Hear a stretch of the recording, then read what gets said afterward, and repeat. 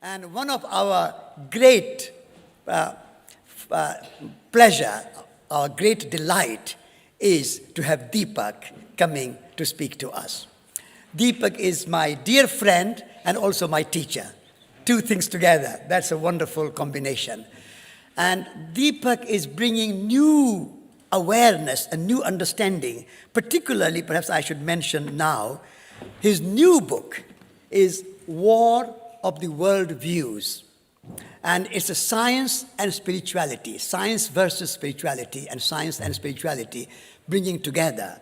And written this book with Leonard Mlodinov. I can't pronounce his name properly. Deepak will pronounce properly. So this is something that we can look forward to. It will be out in October. And Deepak is going around the world to bring this science and spirituality together. This idea that these are two different worlds and they cannot meet, Deepak is challenging, has been challenging for many years, but this book is going to be a sort of really groundbreaking book.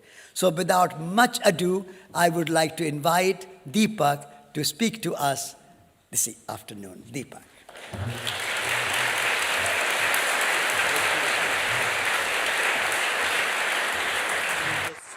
If this is working, because our last session, this was not working. Can you hear me up there clearly? Okay. And how many people were here for the last session? So, you were here for the last session? How many people again? And how many people just came for this session? Okay. Well, the last session was about Tagore, and his relevance of Tagore and his interactions with Einstein, and why Einstein was wrong, even in his science, as far as non-locality was concerned, and Tagore was right, intuitively. And that's, I think, you'll hear more about it as we explore this level that scientists are discovering called non-locality. But Satish asked me for this session to focus on healing. And so that's what I'm going to do in the next 45 minutes or so, explain why healing is real, why there's a scientific biological basis for it, and why we can actually begin to replicate healing once we understand the mechanism. It doesn't mean that we're never going to get sick or never going to die, because you can die and still be healed, which is, of course, what I was reading about earlier when I was reading the poems on death by Tagore. So here we go. My background is in medicine, in neuroscience and neuroendocrinology. And I went to the United States after I finished from All India Institute of Medical Sciences. I finished my basic medical degree. And there were two things that happened in my life. Well, there were many things that happened in my life, but two things that are very relevant to what we're going to talk about just now. The first is that any physician will tell you, anybody who's in the field of medicine will tell you, that biological organisms, particularly human beings, do not respond in predictable manner to treatment. So it's something that we assume. Medicine is scientific. Medicine is based on reductionist science. Medicine, the brain and the body operate according to the laws of classical mechanics or classical physics. We assume that, but it's not true. Okay. You can have two patients who have exactly the same illness. They get the same treatment. They see the same physician, and they can have completely different outcomes. One person can die. The other person can recover. So that's a common thing. Physicians know about it. They don't talk about it. It's the unexplained phenomenon. It's the X factor. It's the white elephant in the room we don't want to acknowledge, because once we acknowledge, then we have to say what's happening, and then sooner or later we have to get into consciousness. So that's the first thing. The second thing is my own field, neuroscience, neuroendocrinology. This is in the earlier days when radioimmunoassay as a technique had just been developed. And radioimmunoassay is a way in which you can measure molecules in the body. Okay, so in the 70s, this had become very popular because two investigators, one by the name of Rosalind Yalow, had won the Nobel Prize. Now we can measure what's happening in biological systems. And we were measuring what are now well-known chemicals like serotonin, dopamine, oxytocin, opiates. Everybody's heard of these, I presume. And what one of my colleagues at that time, named a woman by the name of Candice Pert, who later on, she was a fellow, research fellow we were all kind of hanging out together. She later went and became the chief of neurochemistry at the National Institutes of Health. And she coined an expression which became relatively popular amongst us, molecules of emotion. So what her basic thesis was that emotional experiences generate molecules, and these molecules are neuropeptides because they're found in the brain, and peptides because they're protein molecules. And that when you feel different emotions, you have different body chemistry. Now that was very interesting to those of us who were interested in consciousness. And so we started looking everywhere in the body for receptors to these molecules. So, the first place obvious to look for was immune cells. Immune cells which go by different names, T cells, B cells, macrophages, etc. If you look at the receptor sites of these little cells, they have receptors to the molecules of emotion. So right now, somebody inside you is having a conversation with themselves. And this is a very interesting conversation because it has emotional overtones, whether you agree with me, disagree with me, whether I fit into your ideology about what is right, wrong, etc. The conversation never shuts up. It is happening right now. It's happening even in your sleep, in your dreams. In a moment, we're going to try and figure out who's this person who never shuts up. But the fact is that the cells of your immune system are responding to this conversation. They're eavesdropping. They're listening to this conversation. What's even more interesting is that the immune cells are not only listening to this conversation, but they are participating in this conversation because they make the same peptides that your brain makes when you're feeling or thinking.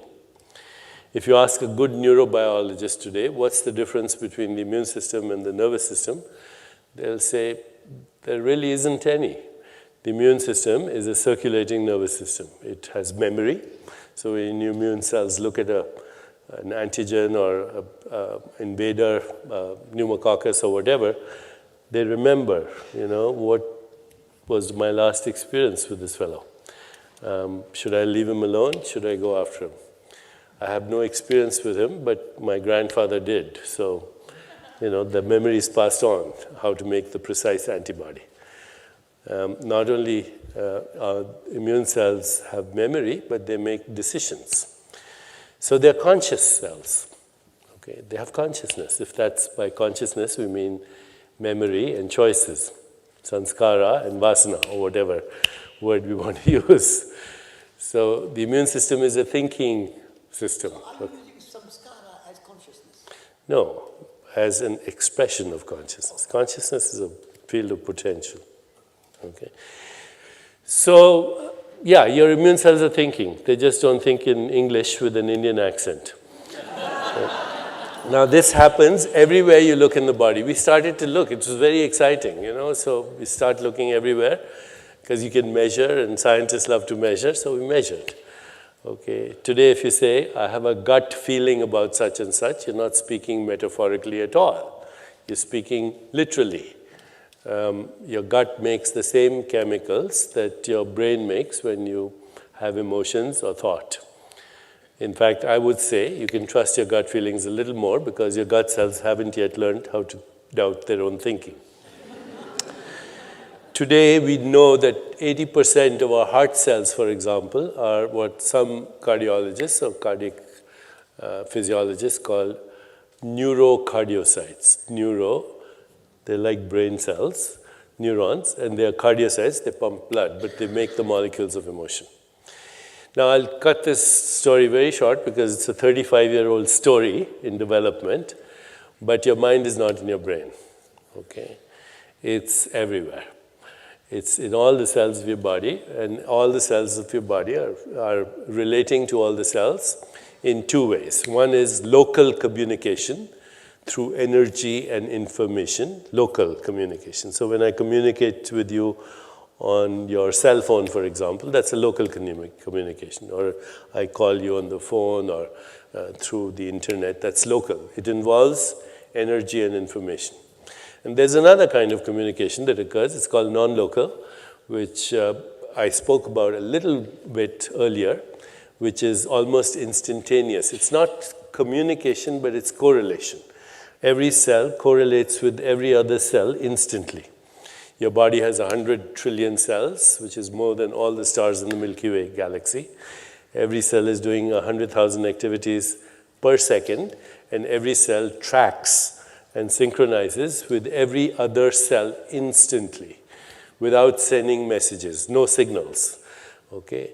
It's what is called non-local correlation, and this is a new field. It's called quantum biology, that biological organisms don't function linearly, they function in an integrated manner. My body is an integrated whole.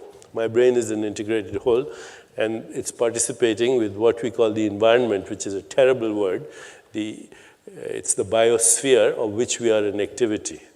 You know, we use these words, body, environment, and we think that's different, but it's actually one system. Okay, it's an integrated system. Those trees are your lungs. The earth is recycling as your body. The rivers and waters are recycling as your circulation. This air is your breath. So why do we call the environment? Okay. We have a personal body, we have an extended body, and they're both equally ours because you can't live with one or the other. Okay. They're equally crucial to our sense of I exist. So everything functions as an integrated system, and this integration is felt to be non-local. There's physics to explain this, okay? But this is how you can explain certain things which were unexplainable before. How does the human body, for example, do so many things simultaneously? It can think thoughts, play a piano, kill germs, remove toxins, make a baby all at the same time. And at the same time, your biological rhythms are the symphony of the whole universe. So that's non-local. How does a single cell become the 100 trillion cells only in 50 replications? Only 50 replications to make a whole body. Now, if I had videos, I was telling Satish, we make films on this, and it's very impressive to see what's really happening and the sense of wonder that's evoked when you see what's happening in your body. Okay, so that's non-local correlation. These are the two kinds of things. And the whole thing is being orchestrated through the flow of energy and information, but also non-locally. Beyond the non-locally means outside of space-time. Okay. So that's the first thing to understand. The second thing to understand is that your body is not a structure. First of all, the mind is everywhere, but the second is your body is not a structure. You know, when we think of this, we say this is a structure, right? But even this is not a structure, it's a process. If you go to the level of subatomic particles, this is a very dynamic process right now.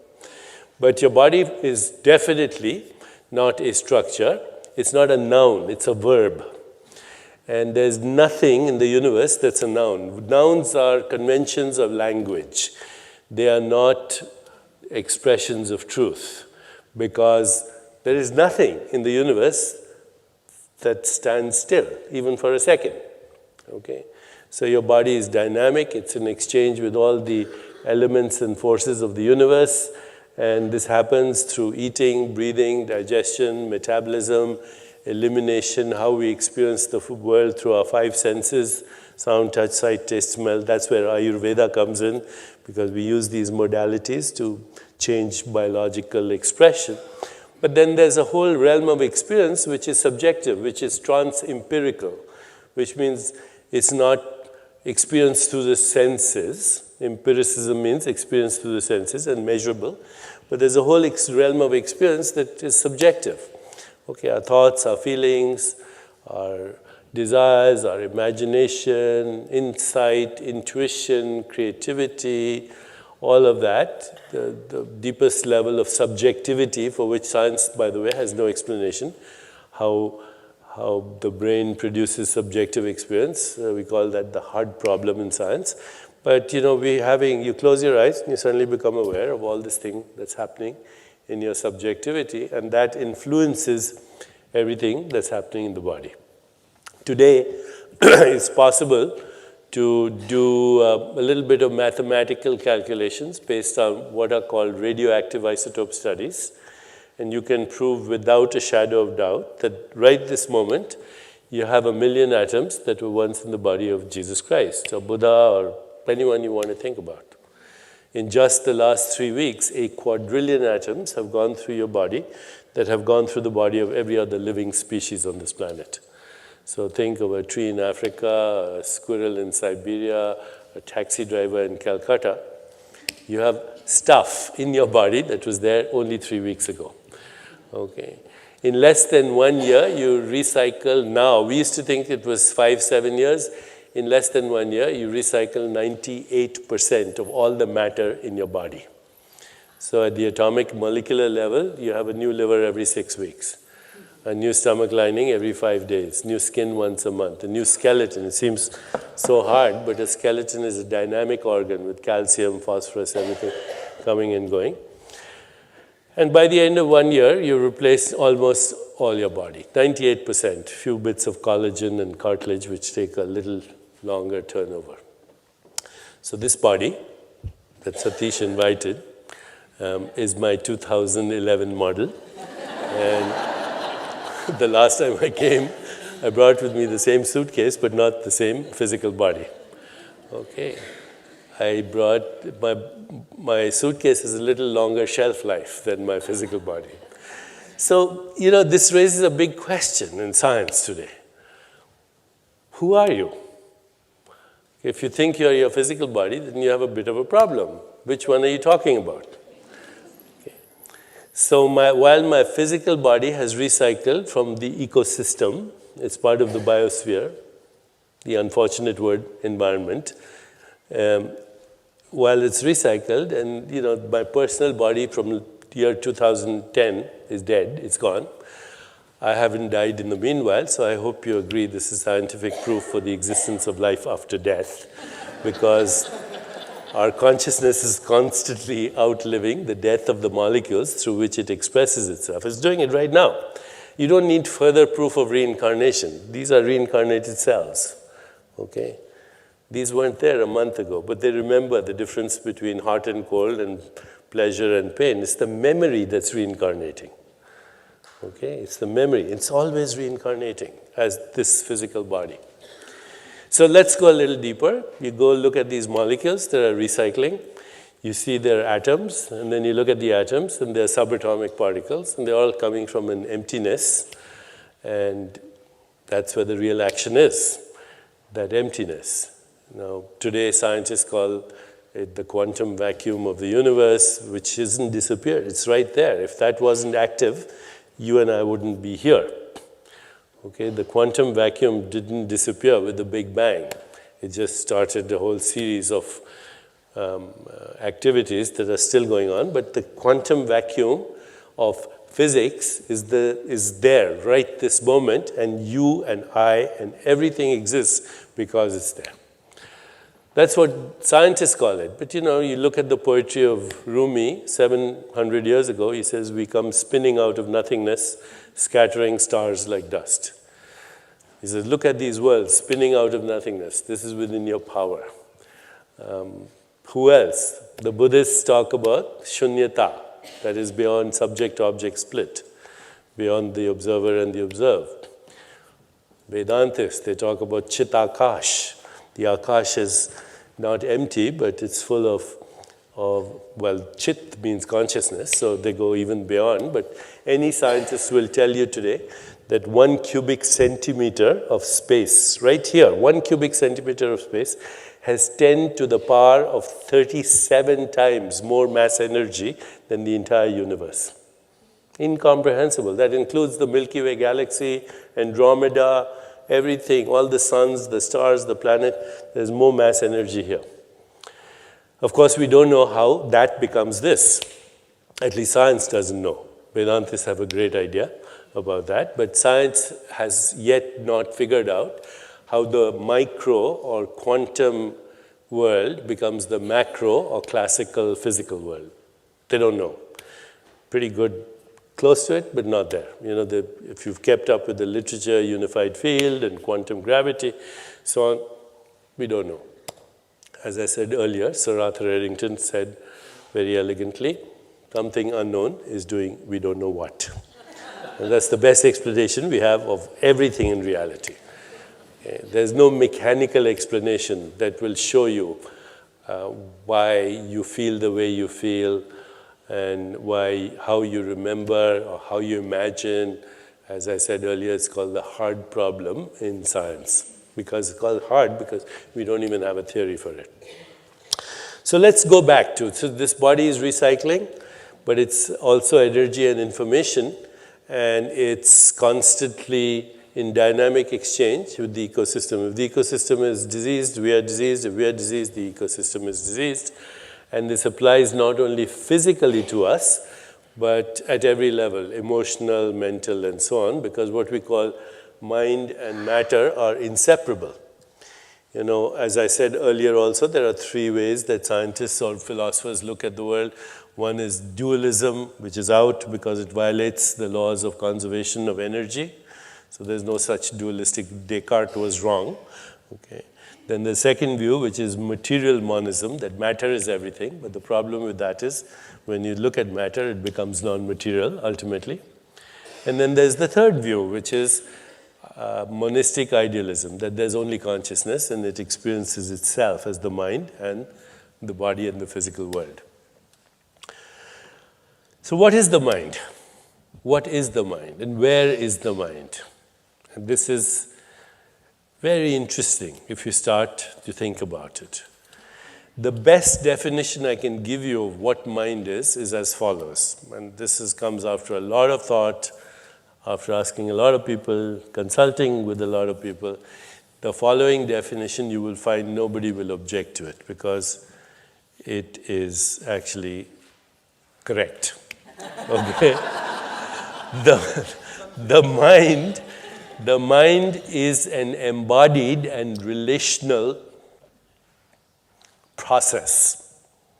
The mind is an embodied and relational process that regulates the flow of energy and information. I'll repeat that.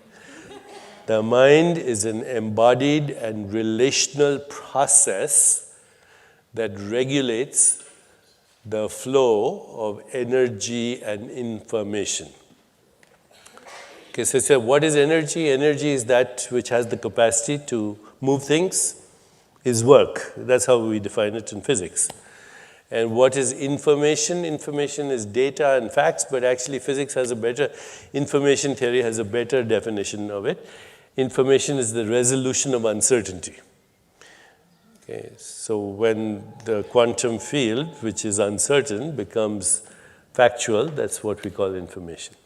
The mind, once again, is an embodied and relational process that regulates the flow of energy and information.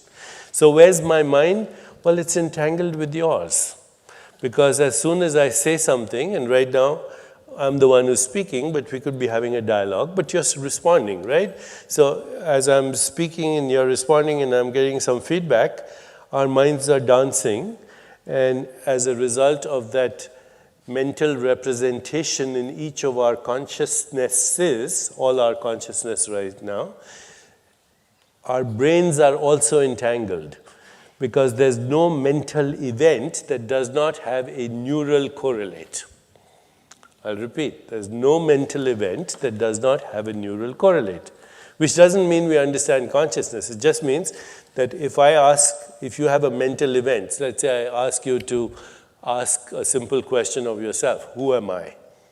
What do I want? What's my purpose? If you reflect, that activates your prefrontal cortex.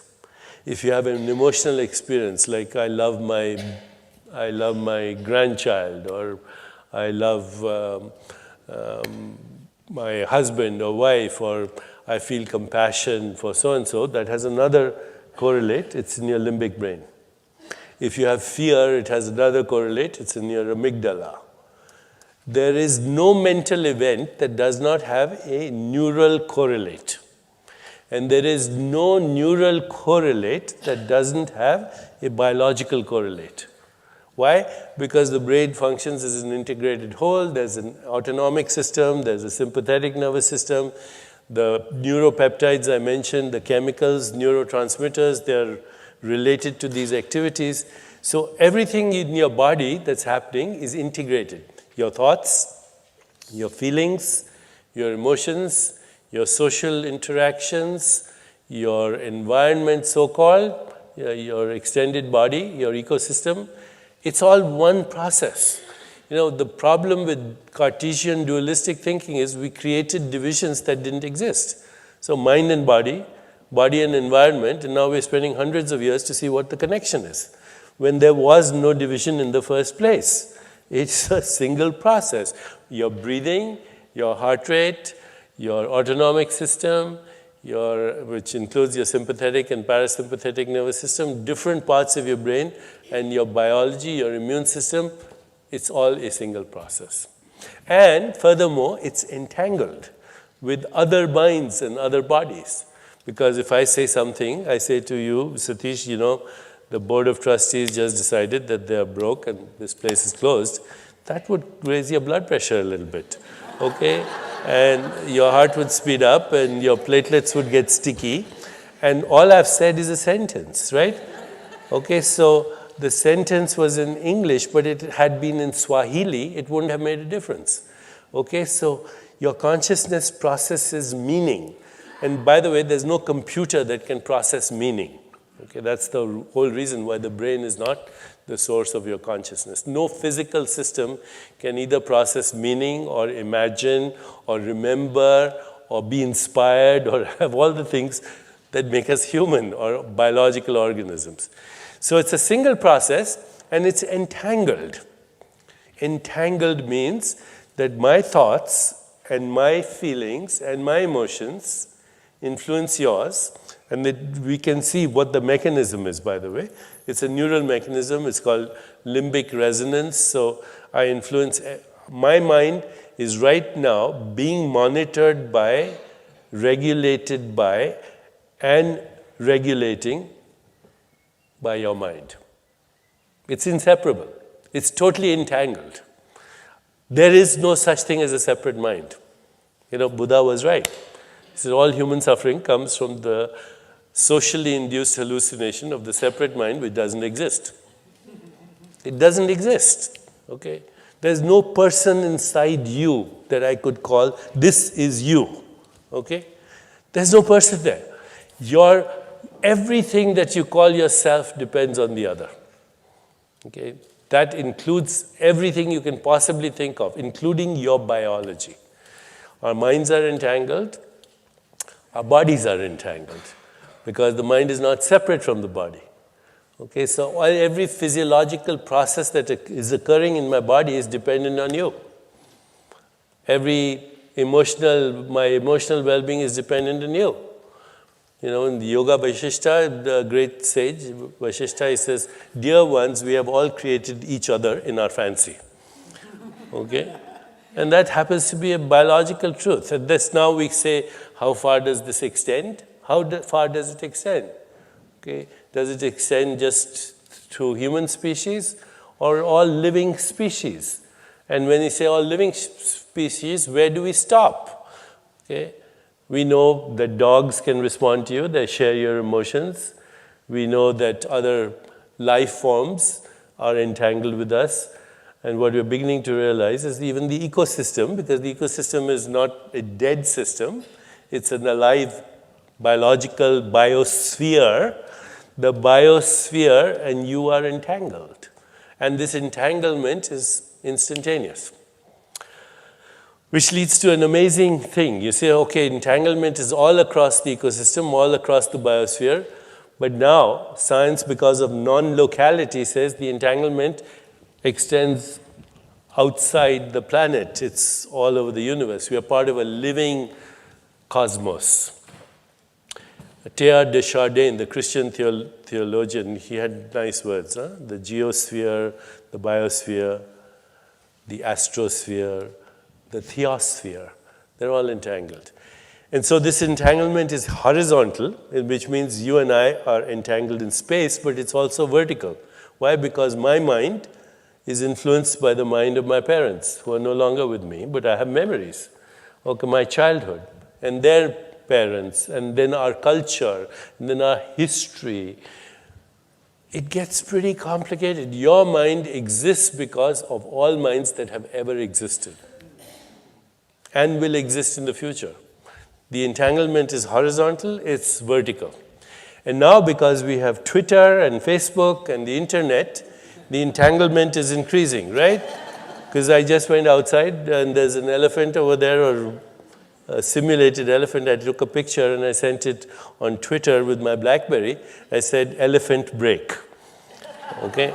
And 500,000 people are retweeting that right now, knowing that there's a conference in Tagore right here at Dartington.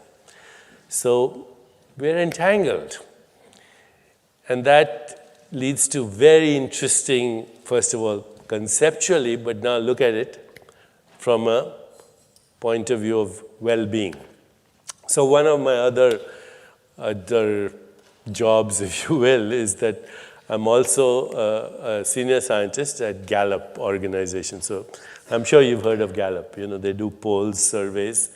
And so a few years ago, we said, let's start doing collecting data on well-being, okay? So we started with very simple things. We first divided well-being into 5 categories: career well-being, social well-being, physical and emotional well-being, financial well-being, and community well-being. These are the 5 categories we started with.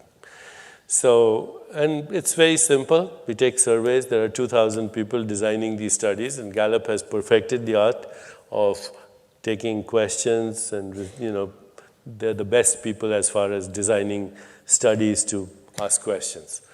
So first thing was career well-being. And we asked a very simple question. Do you love what you do every day? Do you love your job?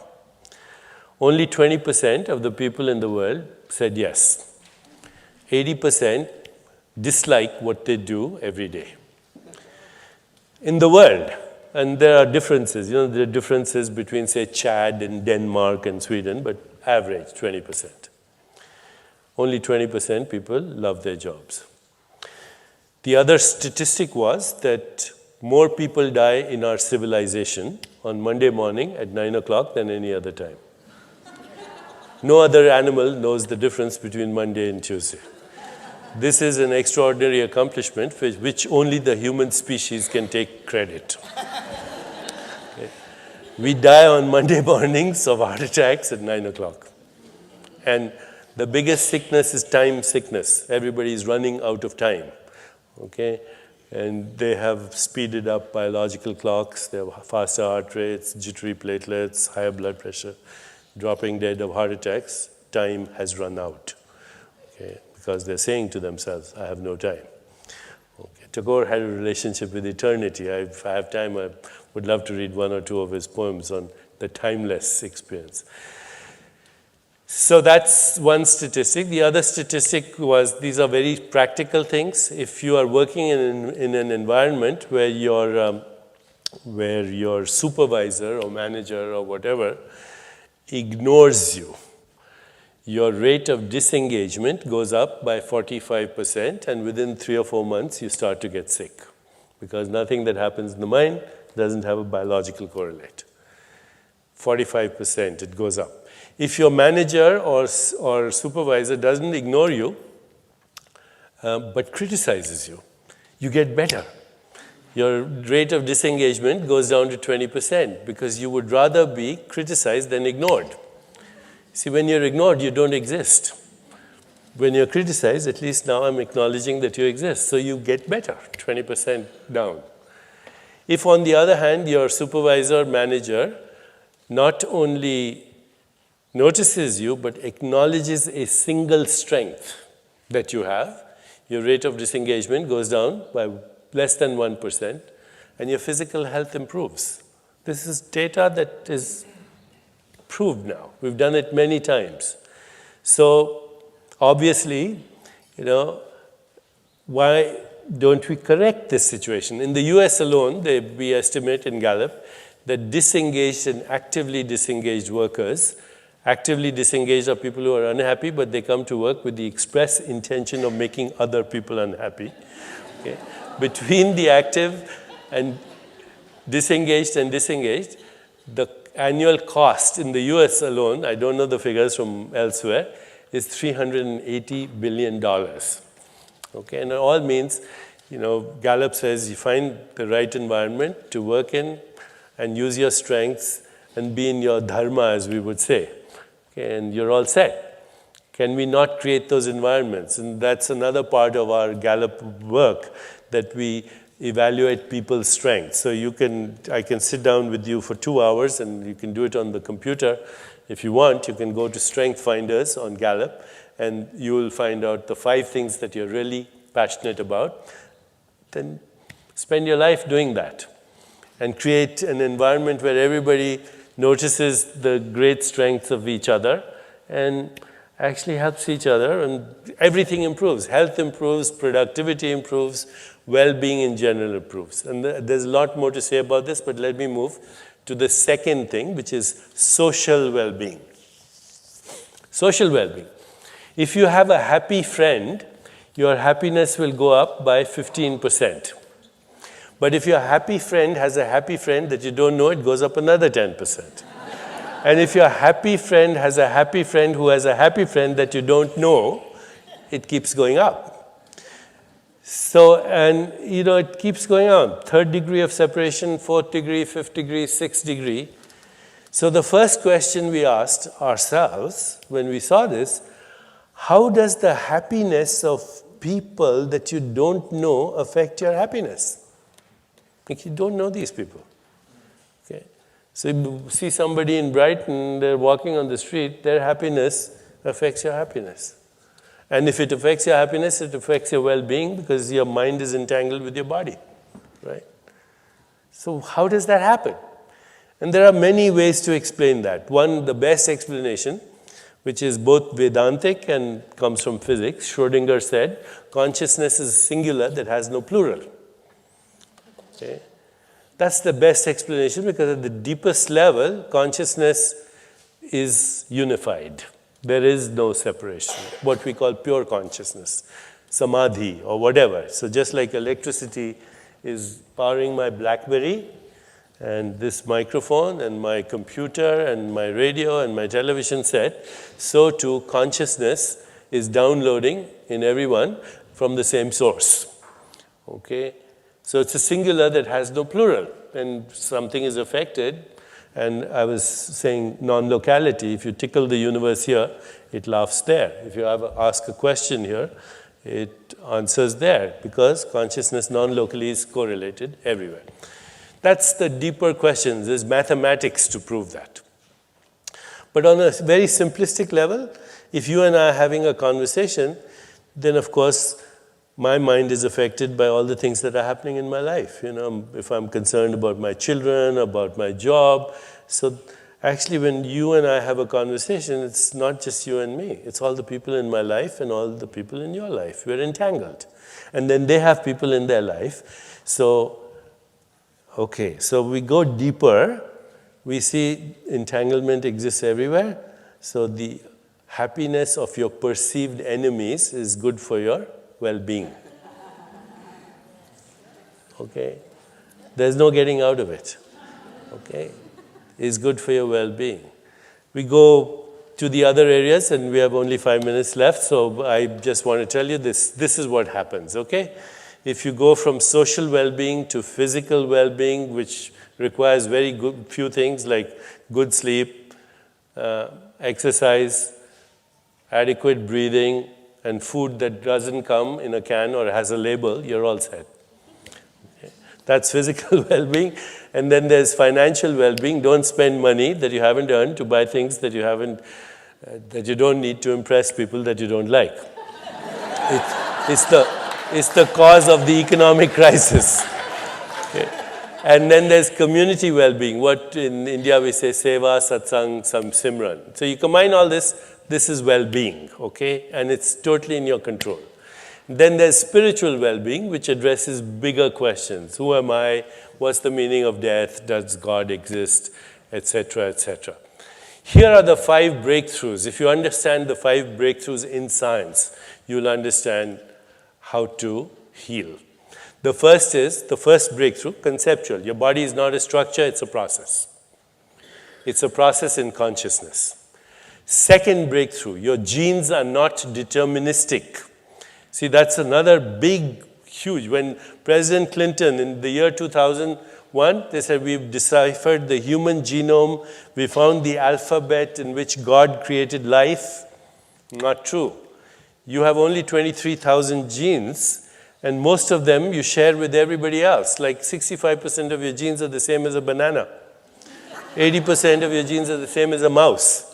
98%. There's unity of life, and that includes our genes, and our genes are not deterministic. You turn them on and off by the way you feel, the way you think, the way you relate, your relationships, your environment, your food, your sleep, your exercise. And I just met with Elizabeth Blackburn, who won the Nobel Prize in 2009, for telomerase, an enzyme that influences your lifespan, your biological clock.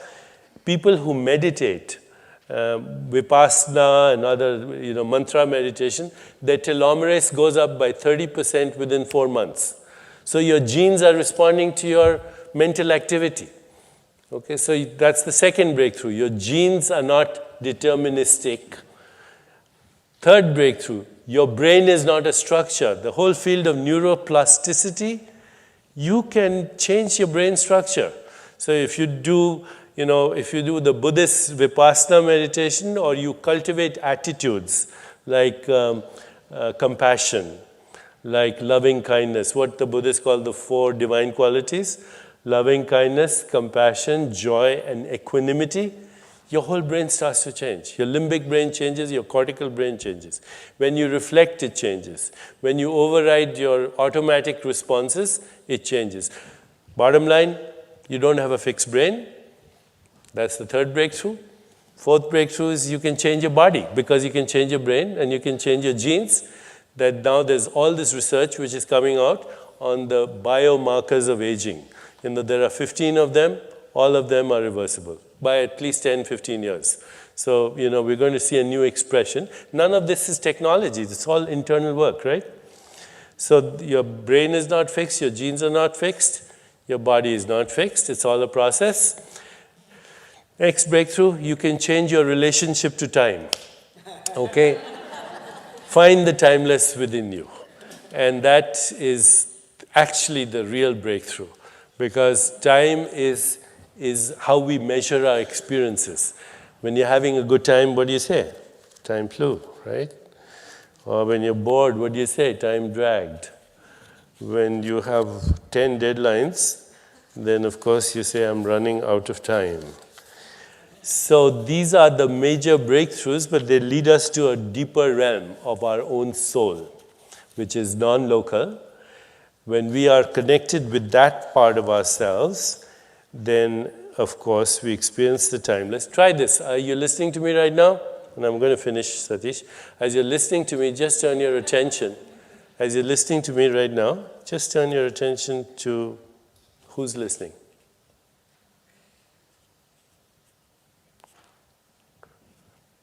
So as you're listening to me, be aware of the listener.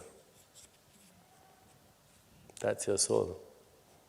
It's not your mind, which might be saying, I wish I'd gone to the bathroom before the lecture. Whatever. That's a conversation. But that part of you is timeless, okay? And we metabolize the experience of time into what we call our biological clock. So I'll end with, and there's more to say, but next time. The soul is the place of love, of compassion, of joy, of equanimity, of grace, of synchronicity, of everything that makes us alive and human. Time is endless in your hands, my Lord. There is none to count your minutes. Days and nights pass, and ages bloom and fade like flowers. You know how to wait. Your centuries follow each other, perfecting a small wild flower. But we have no time to lose, and having no time, we must scramble for our chances. We are too poor to be late.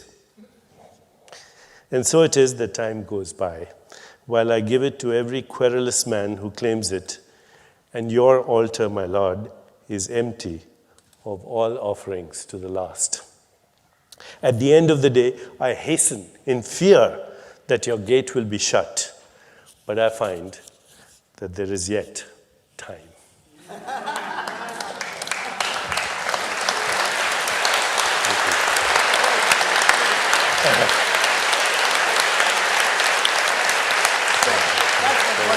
Thank you. Thank you, Deepak. Thank you. Thank you.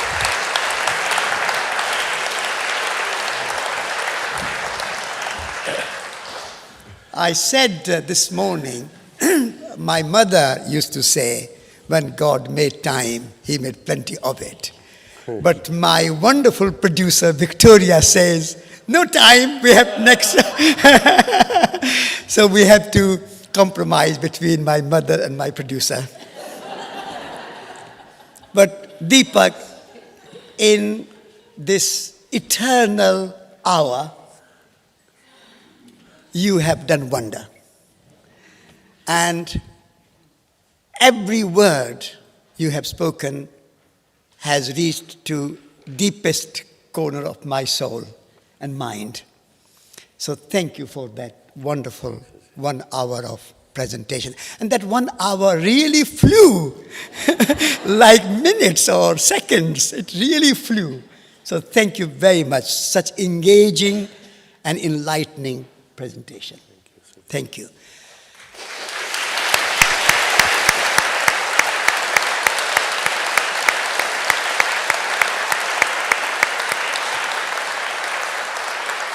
I would have few minutes of questions, and I would like, in the previous session, someone who did not ask question to start with that person.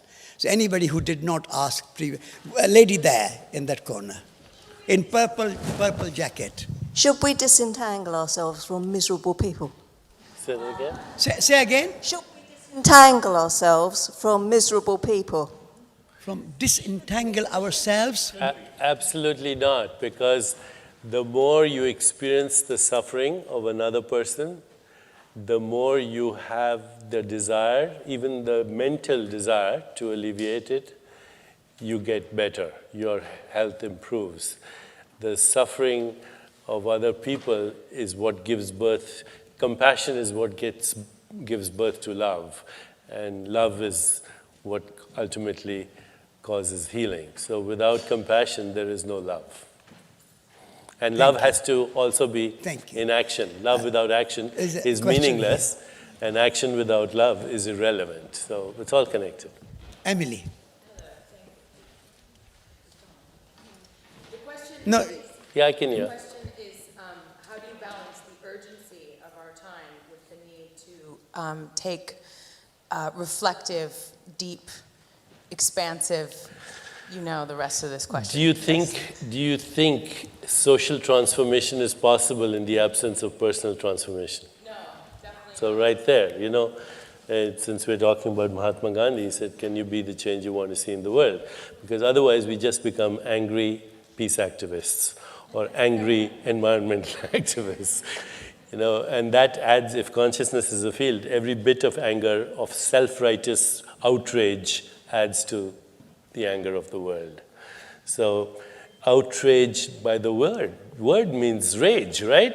So find your own sobriety, find your own peace, and then peace can be created by those who are peaceful. Love can be created by those who have loved.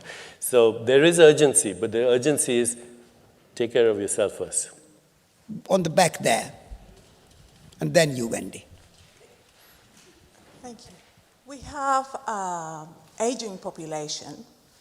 Can you tell us a little bit about dementia? Can you keep a bit closer? We have aging population. Can you tell us a little bit about dementia and what we can do to... Dementia. Dementia. Okay. Yes. I actually am working with a friend of mine, Rudy Tanzi, who runs the dementia unit at Harvard Medical School.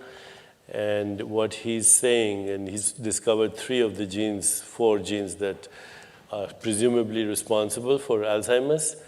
But actually, what he's saying is that everything from sensory stimulation to personal relationships to being with other people will actually thwart this, will change the behavior of the genes, the same thing I was saying earlier.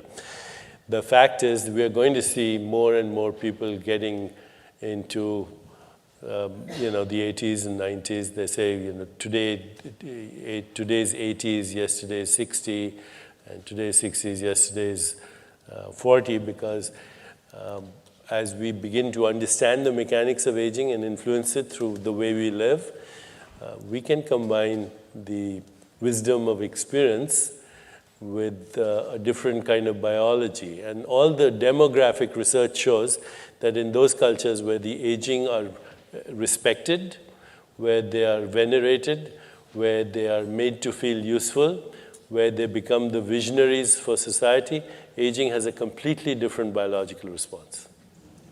Thank you. Wendy. It's okay, just Can you use, hear me? speak. With this question of entanglement, Deepak, can you explain to me why my bank account doesn't get entangled with others who have sort of rather more? Why The does it reason your stop? bank account doesn't get entangled with others is that a lot of people do not understand that being extremely rich is also poverty consciousness. There are 2 kinds of people who think about money, the extremely poor and the extremely rich. And I can show you all the studies that show that your bank account will never make you happy. In fact, if you win the lottery, you'll be very ecstatic for a few weeks. Then you'll start to plateau. Within 1 year, you'll actually be more miserable than you were before you won the lottery. There's data to show that, because now all you do is think about money, So don't even think that the bank account is crucial to your well-being. Thank you. Last question here. I'm afraid this will be the last question. Hi there, Deepak. I'm making a documentary about people's ability to heal themselves from incurable terminal illnesses, because I've seen this and I want to empower people to that possibility.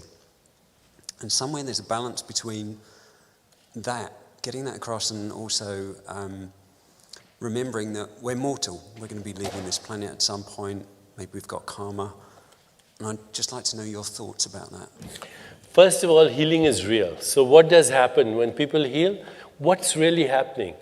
They are returning to homeostasis. You know what homeostasis is, right? Self-regulation, our baseline state, all the things that keep us in balance, blood sugar, body temperature regulation, hormone levels. So anytime somebody has a healing, they're returning to homeostasis. And if you look at the word healing, or the word health, or the word holy, it's the same word. Healing is the return of the memory of wholeness. Now, in my experience, even with patients who heal, these remissions that you talk about, and there are plenty of them, by the way, and you shouldn't discount a remission because it's rare. If it happens, it has a mechanism. And as scientists, it behooves us to find out what the mechanism is, no matter how rare it is. And in the few cases that I have really focused on, where somebody had a terminal illness and they recovered, and there's a registry for this. If you go to noetic.org, you'll find noeticsciences.org, you'll find all the registry for thousands of remissions from terminal cancer, brain tumors, etc. There's some very mysterious shift in consciousness where the person's identity becomes transpersonal. And the most significant thing that happens to them is they lose the fear of death, like Tagore. Okay? And when you lose the fear of death, then There's nothing else to fear, because the ultimate fear, isn't it? Is the fear of the unknown, is the fear of leaving aside that which you're attached to. And there's a whole different biology that goes with that. Cortisol levels, adrenaline, platelets, stickiness, immune response, all is related to this absolutely state of profound equanimity, you know. So that's the response. It's equanimity. It's what Buddha called, I forget the Sanskrit word. Sukh dukhe samay kritva labha labhe jaya jayo. Bhagavad Gita. Yeah, That's but equanimity. And Buddha's 4 qualities? आपको आती होंगी? Yeah. 4. Loving kindness, joy, Mudita. compassion, and equanimity. That's the mechanism of healing. It has its own biology. Thank you. Thank you. Thank you. One second. Thank you.